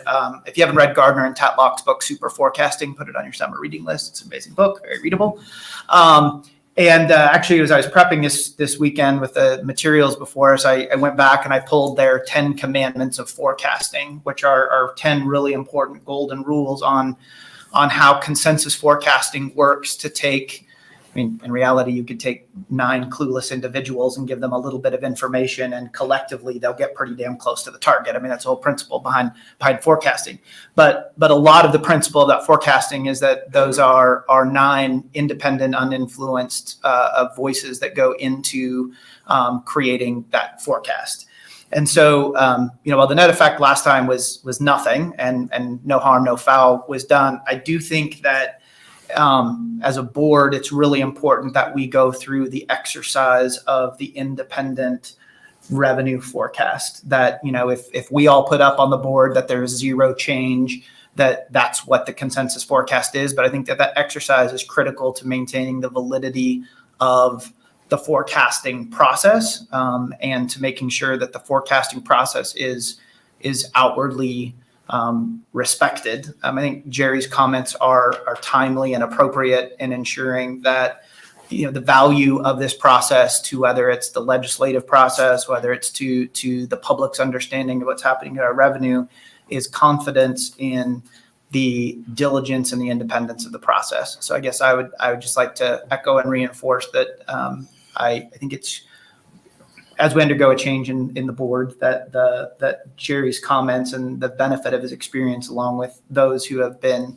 who are experts in the field of forecasting, that we heed those results. And if anybody wants a copy, I can send you a link via Amazon. But it's a good book. I encourage you all to read it and take into account as we continue forward with our forecasts. Thank you. Duly noted. Thank you. Couple of quick comments. I echo what everybody's been saying. You heard me talk a lot, or ask these guys a lot, about inflation. I'm still fairly focused on inflation. So we've got ARPA money that's going to be spent. Whether or not it's significant or not, we can argue about for a long time. We are going to have a tax reduction for the state of Nebraska in terms of the amount of income tax being paid. We've got property taxes going down.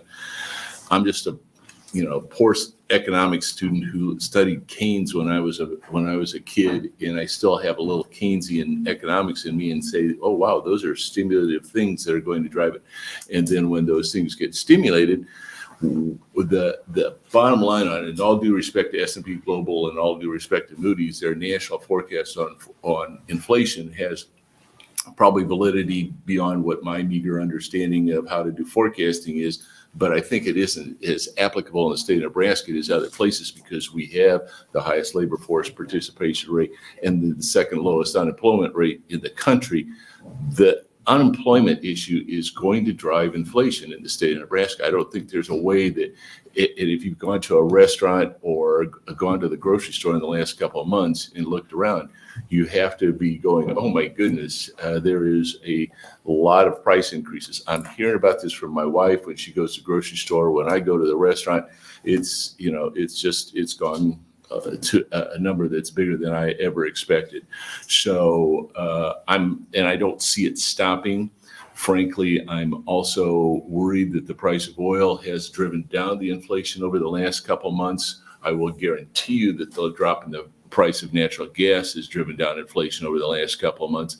I don't see that holding.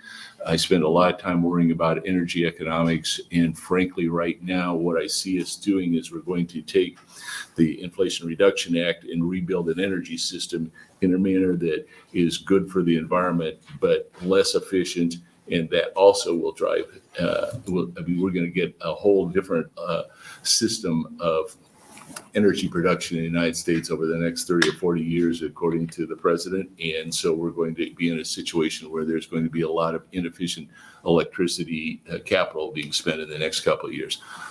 Not here to argue one way or another whether that's right or wrong. I'm just telling you that it's going to drive inflation too. So I'm very pessimistic in terms of the amount of inflation that's in the system. And I think there's going to be and I think that inflation will be especially tough here in the state of Nebraska. I will also tell you the one report I will have that's different from last time, and I will not echo my fellow Omahans who already reported what's going on there. Our radio station in Fremont makes me focus on Fremont a lot, and I am happy to report that they're going to be adding another shift to the pork plant there. That's 800 employees. I don't know where we're going to get 800 employees in the state of Nebraska and Fremont, Nebraska right now, but we're thinking about adding a Spanish language station in Fremont because I think there's going to be a lot of native Spanish speakers there. You end up in places like Fremont and the rest of frankly, the rest of the state of Nebraska. That's how it's going to have to be. There isn't really another source for us to get ready workers. Just my thoughts. Thanks, Steve. I'm going to piggyback on your thought about inflation and ask our two people in front to show walk through. Let's just say that Steve is correct, that the inflation rate in the next couple of years in Nebraska may be higher than the national average due to labor or whatever else it may be. How would that affect your forecast that we have in front of us if inflation is higher? Is there a way to respond to that in a general way?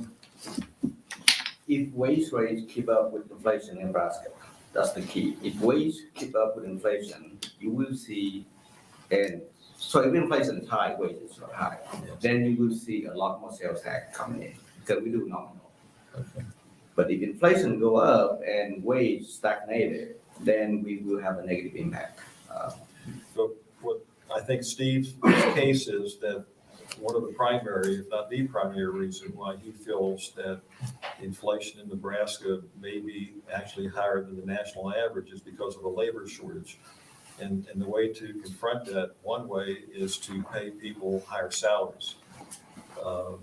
So I would think that in that case that the income of Nebraskans would be keeping pace with inflation based upon the premise that you set forth.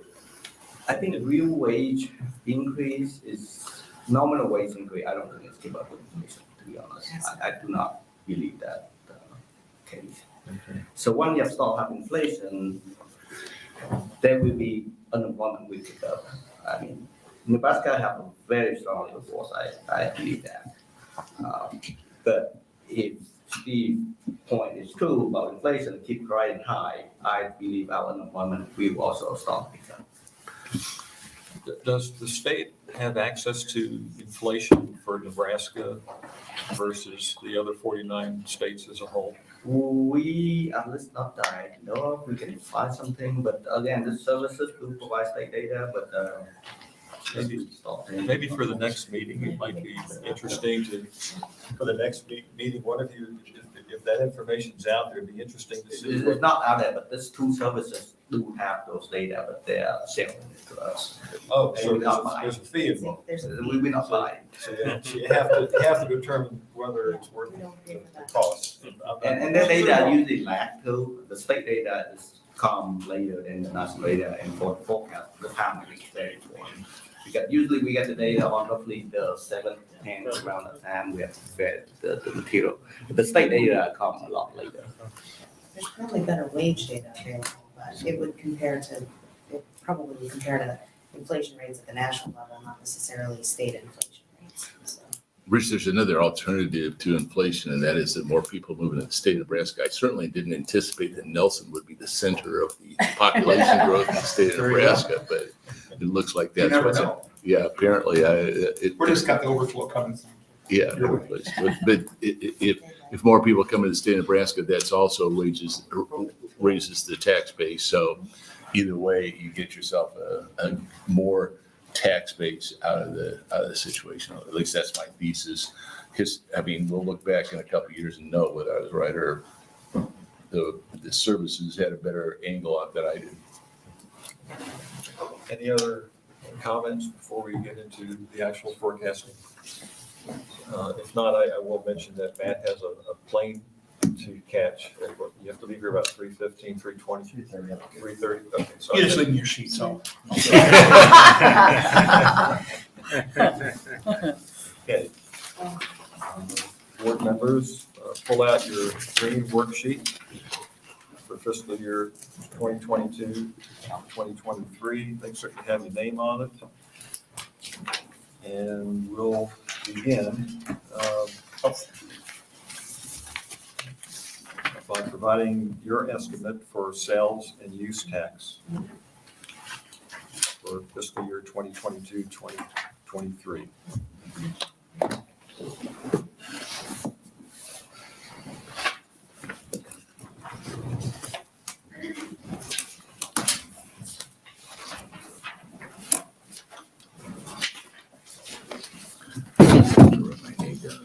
I always forget.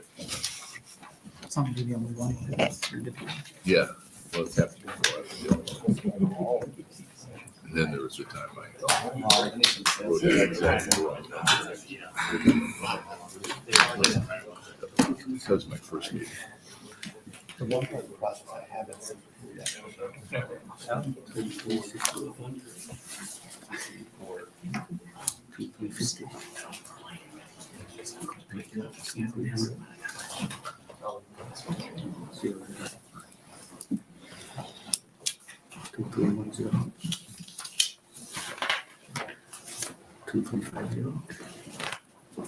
We could.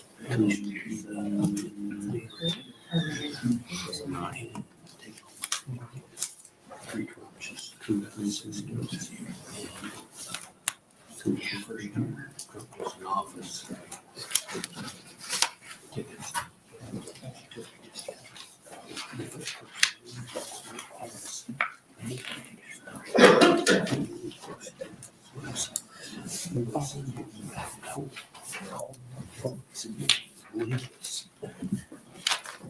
Mr. Chair, I'd make a motion for 2,350,000,000 on that. We have a motion for $2,350,000,000. Is there a second? Second. We have a second. Any discussion? Hearing Number none? one more time? The number one more time? 2,350,000,000. 350. Roll call, please. Mr. Bourne, Yes. Mr. Henning, Yes. Mr. Carp, Yes. Mr. King, Yes. Mr. McGinnis, Yes. Mr. Miltenberger, Yes. Mr. Oshner, Yes. Mr. Saline, Yes. Ms. Anderson. Yes. Motion carries. We will now look at the individual income tax for the same fiscal year.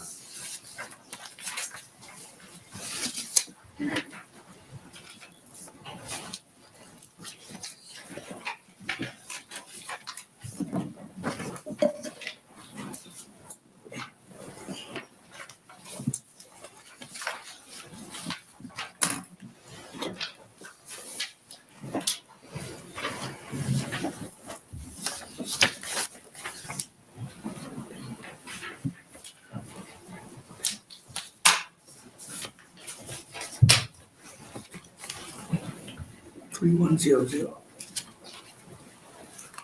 3100. 3100. 3100.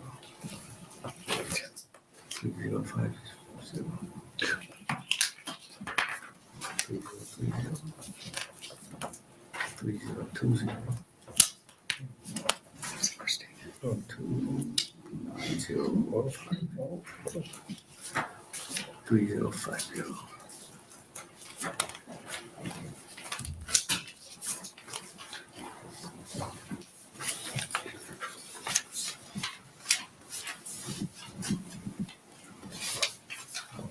Mr. Chairman, I propose 3 million, or 3,050,000,000. We have a motion of 3,050,000,000. Is there a second? Second. We have a second. Any discussion? If not, roll call, please. Mr. Hanning? Yes. Mr. Carr? Yes. Mr. King? Yes. Mr. McGinnis? Yes. Mr. Miltenberger? Yes. Mr. Oshner? No. Mr. Celine? Yes. Ms. Anderson? Yes. Mr. Bourne? Yes. Motion carries. If it pleases the board, let's include the corporate income tax and miscellaneous taxes in your forecast sheet. Keeping in mind on the corporate income tax, Judge Keisha and Wafu suggested that we consider adding upwards to $40 million to the data that we've been previously given.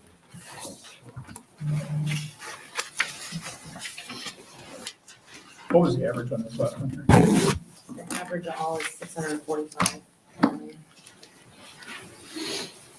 No, the individual, Oh, at on the the bottom of the individual, sheet, at the bottom, yeah, it was. 3048.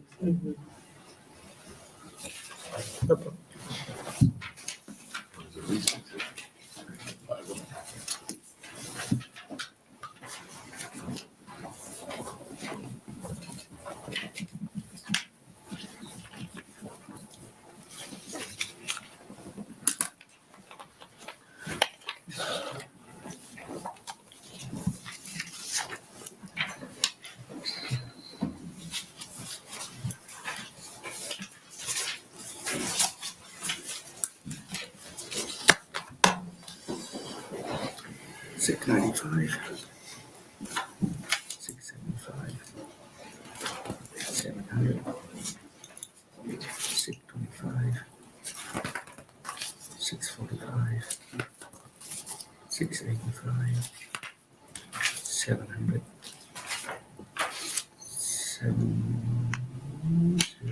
that's an extra digit on there. Yeah. That's 670.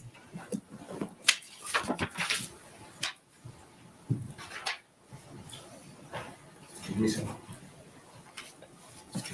There's an extra digit on here. That's right. And then can you do the miscellaneous?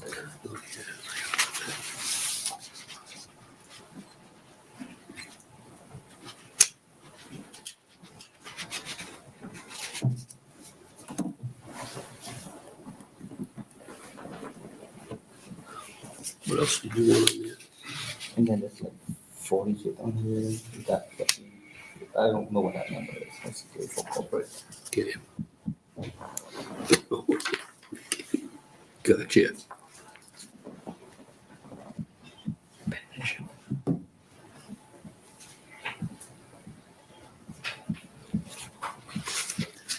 Not sure exactly what I was doing there. Tom, I guess your estimate won't be anonymous. I wrote down the.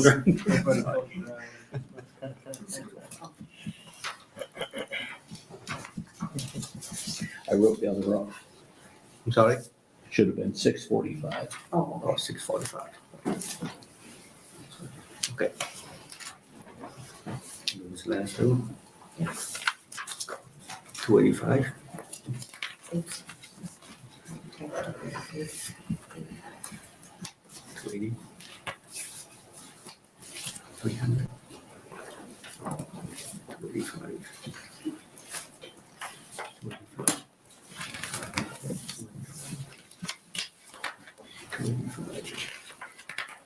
284.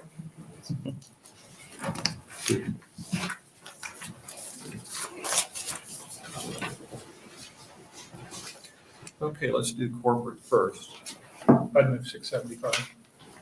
The motion was 675. Is there a second? Second. We have a second. Any discussion? Hearing none, roll call, please. Mr. Carp? Yes. Mr. King? Yes. Mr. McGinnis? Yes. Mr. Miltenberger? No. Mr. Oshner? Yes. Mr. Celine? No.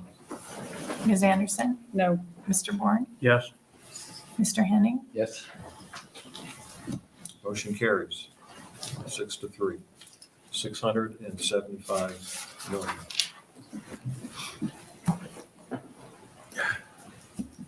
Miscellaneous taxes. Is there a motion for that? I move 290. Second. Any discussion? Hearing none, roll call, please. Mr. King? Yes. Mr. McGinnis? Yes. Mr. Miltenberger? Yes. Mr. Oshner? Yes. Mr. Celine? Yes. Ms. Anderson? Yes. Mr. Bourne? Yes. Mr. Henning? Yes. Mr. Carp? Yes. Motion carries.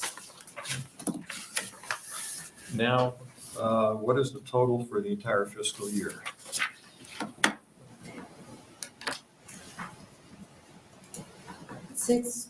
$6,365,000,000. $6,365,000,000. Is there a motion? So moved. Second.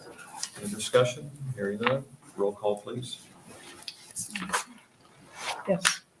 Mr. McGinnis? Yes. Mr. Miltenberger? Yes.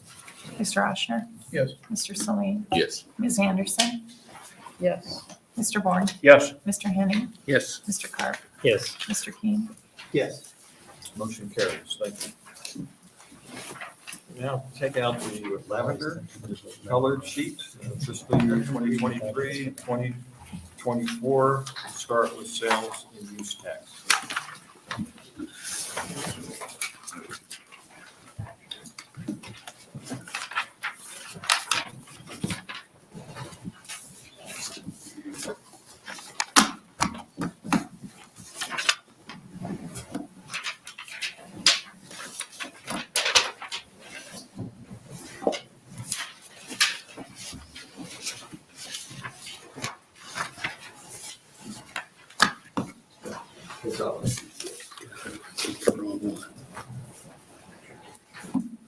Colorblind.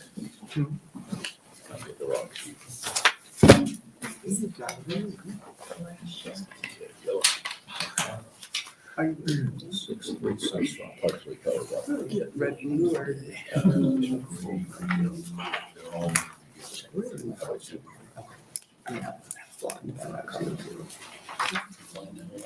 Yeah. Just exactly like the Bowles book said, it was my grandfather, and this my mom's dad. And the same thing, so. You pretty much. Inside, it's- I see, and I say, you know, like, but you try to do it, I think this is good, but I don't know. That's what I see is that I can do that. So,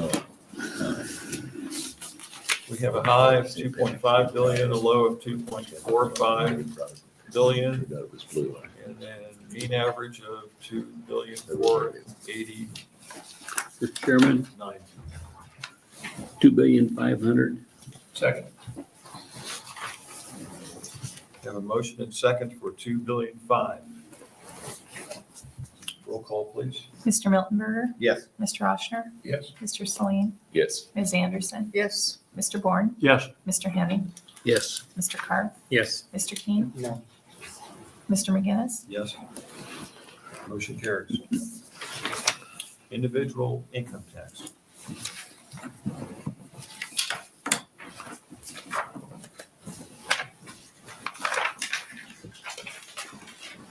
My wife plays that. She doesn't play stuff when I go to the store. She buys me clothes. You should not be allowed in the store. She has whatever. I'm not sure I should be allowed to pick up. Yeah.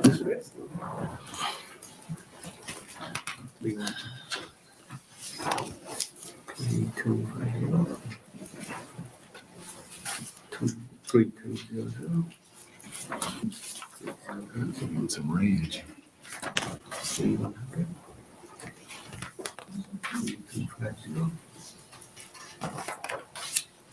Okay,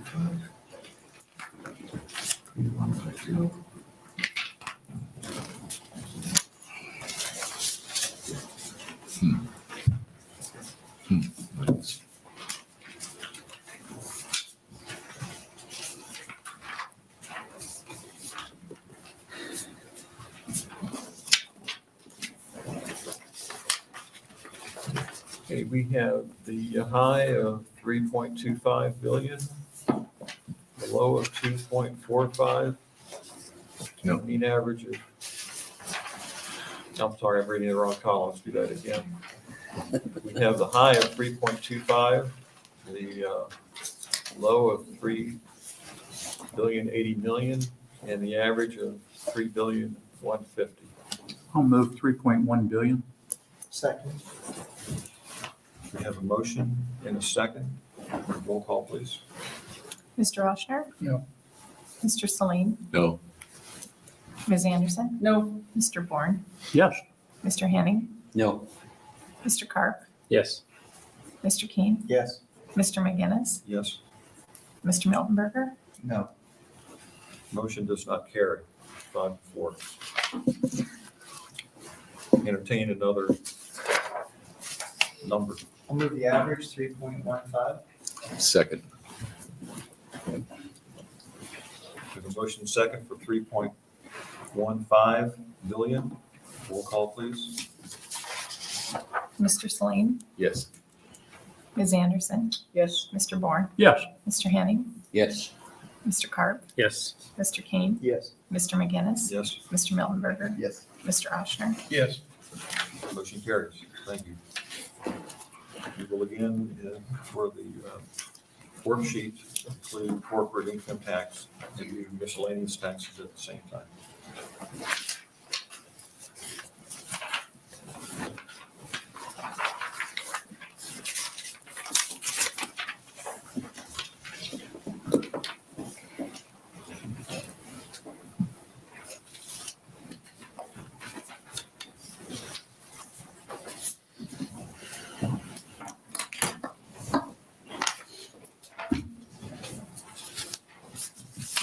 Hold on, everybody.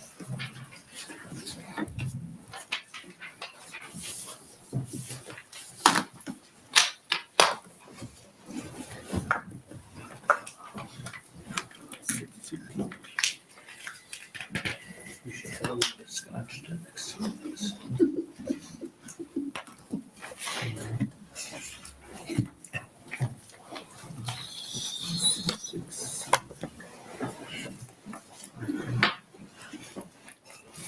$680.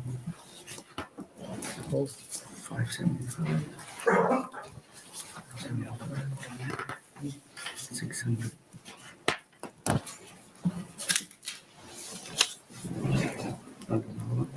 Chris? 275. 275. 273. 300. 275. 275. 295. 260. 275. Can I see what the average is for corporate if you take out that 680? Well, and then in the 490 maybe. Yeah, the real high and the real low. Yeah, the real high and the real low. Yeah, and then Take out the 490. thank you. That's kind of what I thought.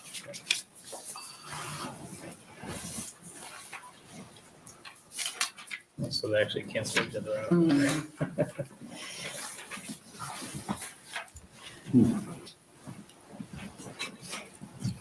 Okay, we'll do corporate first. High of 680, low of 490, mean average of 573, we'll say. And then 575. I'll second that. Have a motion and second for 575. Roll call, please. Ms. Anderson? Yes. Mr. Bourne? No. Mr. Henning? Yes. Mr. Carp? Yes. Mr. King? Yes. Mr. McGinnis? Yes. Mr. Miltenberger? No. Mr. Oshner? Yes. Mr. Saline? Yes. Motion carries 7-2. 575. Now we'll Look at miscellaneous taxes. Mr. Chairman, I'd move 275. Second? We have a motion and a second. Roll call, please. Mr. Bourne, Yes? Mr. Henning, Yes. Mr. Carp, Yes. Mr. King, Yes. Mr. McGinnis, Yes. Mr. Miltenberger, Yes. Mr. Oshner, Yes. Mr. Saline, Yes. Ms. Anderson. Yes. Motion carries. And what is the sum total of those four categories? $6,500,000,000. Even? I'll move that number. Second. We have a motion at 6.5 billion and a second. Roll call, please. Mr. Henning, Yes. Mr. Carp. Yep. Mr. King, Yes. Mr. McGinnis, Yes? Mr. Miltenberger, Yes. Mr. Oshner, Yes. Mr. Saline, Yes. Ms. Anderson, Yes. Mr. Bourne. Yep. Motion carries 6.5 billion. Now take out the, So, I'm sorry. so Matt can read, you want to do all? I'm good. Look at Thank you. Thanks for inquiring. Yeah. We have the fiscal year 2024, 2025.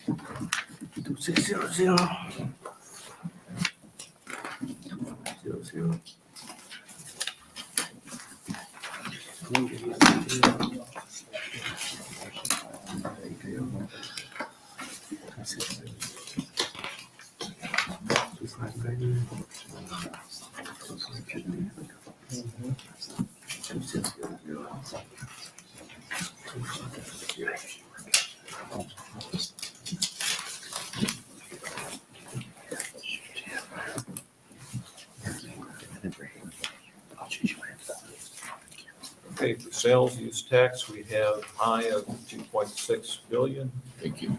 low of 2.5 billion, average 2.572 billion. Mr. Chairman, I would propose 2.6 billion. Second. We have a motion and second for 2.6 billion. Roll call, please. Mr. Carp, Yes. Mr. King, No. Mr. McGinnis, Yes. Mr. Miltenberger, Yes. Mr. Oshner, Yes. Mr. Saline, Yes. Ms. Anderson, Yes. Mr. Bourne, No. Mr. Henning, Yes. Motion carries 7-2, and that was 2.6 billion. Is that right? 2.6? Oh, Individual income tax will be next.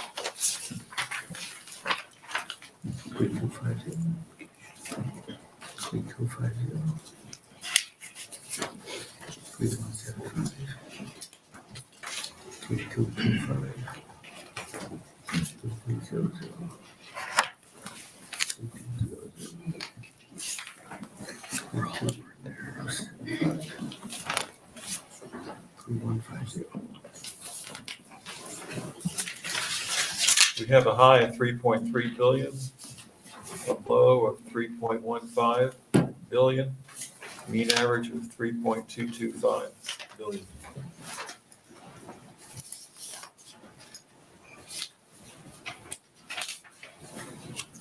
Anyone care to make a motion? I'll move the average of 3.225. Second. We have a motion and second at 3.225. Roll call, please. Mr. King, Yes. Mr. McGinnis, Yes. Mr. Miltenberger, Yes. Mr. Oshner, Yes. Mr. Saline, Yes. Ms. Anderson, Yes. Mr. Bourne, Yes. Mr. Henning, Yes. Mr. Carp, Yes. Unanimous. Motion carries 3.225. Now we'll do corporate income tax and miscellaneous taxes.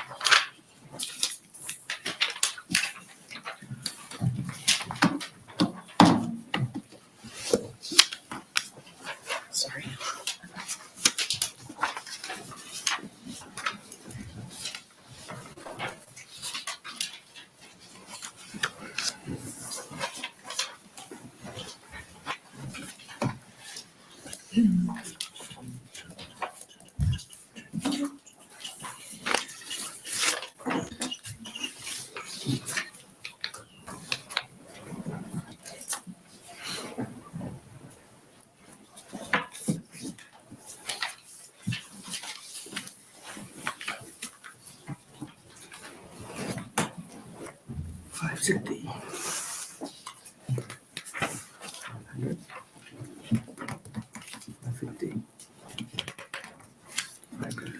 Did you write two bird sheets on here?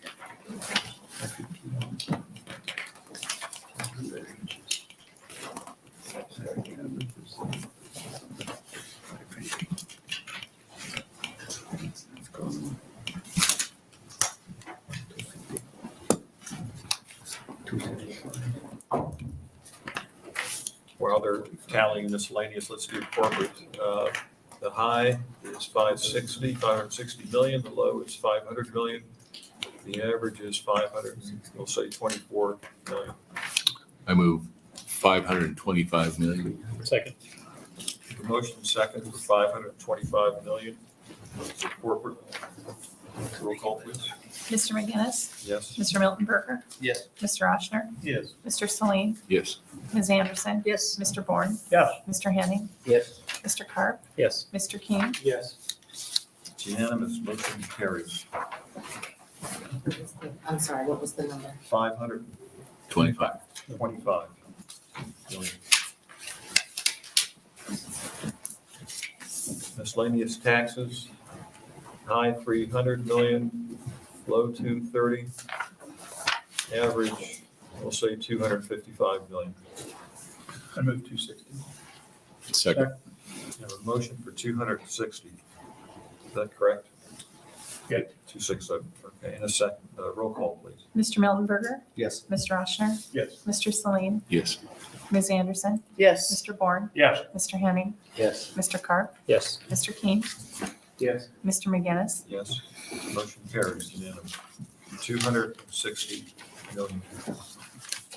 What's the total of those four categories? 6,610,000,000.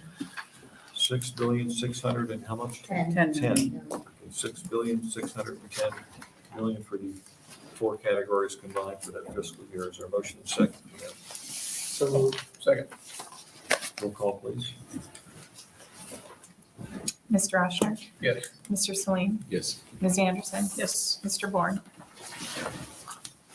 Mr. Yes, I'm sorry. That's all right. Mr. Henning, Yes. Mr. Carp, Yes. Mr. King, Yes. Mr. McGinnis, Yes. Mr. Miltenberger. Motion carries. Thank you for all your work. The last thing before adjournment is to set a, Matt, you have a preference for a meeting? Not good. Yep. Thank you. Safe journey. Thank you. I'd ask for Keisha Oafu. We've got Friday, Monday, and Tuesday. What's your 1, 2, 3 order? Just so we have it. Doesn't matter? Doesn't matter. Okay. So what's the pleasure? Friday. Yeah. I would assume that, I don't know whether there's a football game there or not, but people like to come to town on Fridays. Make a motion for Friday, Friday, October 27th. What time of day? What's best for the department? 1:30? I'm here 8 hours, so I'm here from 8 to 5. Nothing after 5. Yeah. 1:30. Okay, so it'd be Friday, motion is We actually have to have a motion for this too. Friday, October 27th at 1:30. 1:30. Is there a second? Any chance we can move that a little earlier? I gotta be in Omaha at 4. 1 o'clock? That would work. If we do 1 o'clock, then I can, Yep. Sure. assuming we run an efficient meeting. 12. Where's Jerry when you need it? I go 12. How 1 about o'clock. 12:30 or Yeah, that's would that be fine. better? Then I would, that'll be perfect. We've had some meetings in the morning too. Yeah. I just want to put that up there. Remember we had some at 10 o'clock? Well, that's probably better for you because then you can get back. I don't care. I'm just saying, I know we've done some at 10 o'clock. You staying overnight? Doesn't matter. I'm just mentioning that we've done them in the morning too. We There's have. an afternoon conflict, so. 12:30 works. We'll go for the motion here, 12:30. So we have a motion. Who was the second? Steve? I didn't know there was one. Was there a second? I'll second. Roll call.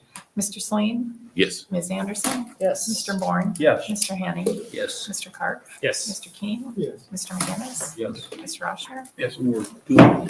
Motion carries. No. Friday, October 27th at 12:30 p.m. Motion to adjourn. Second. There's a motion and second for the roll call. Ms. Anderson, Yes. Mr. Bourne, Yes. Mr. Hanning, Yes. Mr. Clark, Yes. Mr. King, Yes. Mr. McGinnis, Yes. Mr. Oshner, Yes. Mr. Sleen. Yes. Motion carries. Safe journey to all of you. Thank you. All right. Good meeting. Very good. Anytime you want to send us stuff. Just kind of get folks. Whatever you do. That's what I need. I don't